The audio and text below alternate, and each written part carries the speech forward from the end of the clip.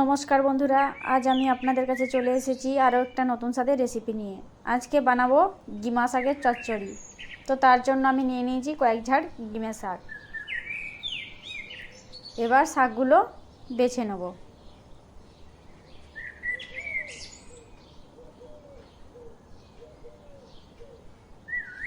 তো এইভাবে ডাল থেকে শাকগুলো ছাড়িয়ে নেব।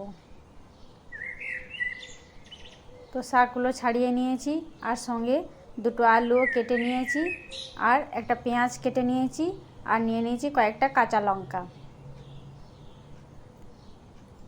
এবার কড়াইয়ের মধ্যে দিয়ে দিচ্ছি তেল।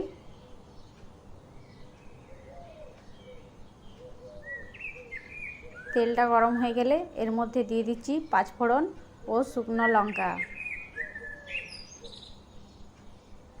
এর মধ্যে দিয়ে দিচ্ছি কেটে রাখা পেঁয়াজ। পেঁয়াজগুলো একটু নাড়াচাড়া করে নেব।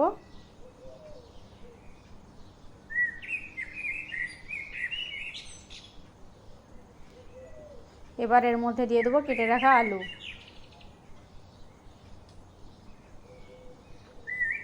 এর সঙ্গে দিয়ে দেবো স্বাদ মতো লবণ ও হলুদ।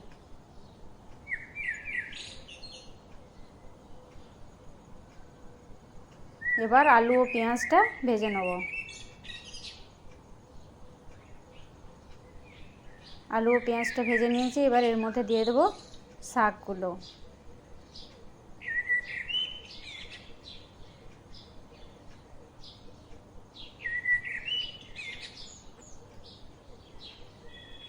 এবার শাকটা একটু নাড়াচাড়া করে নেব।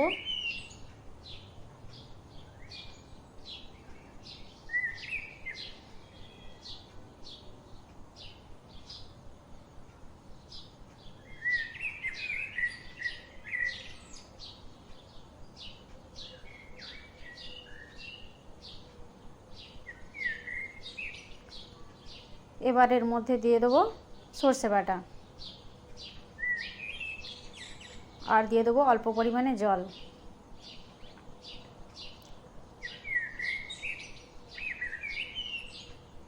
আর দিয়ে দেবো কাঁচা লঙ্কা। এবার ভালো করে নাড়াচাড়া করে কিছুক্ষণ আঁচের মধ্যে বসিয়ে রেখে দেবো। কিছুক্ষণ পর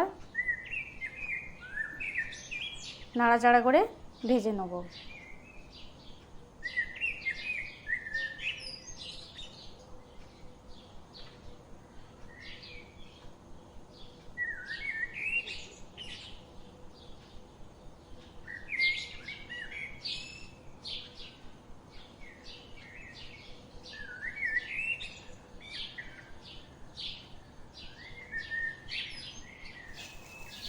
তো শাক, আলু, পেঁয়াজ সমস্ত কিছু খুব ভালো করে ভাজা হয়ে গেছে, ভাজা হয়ে গেছে।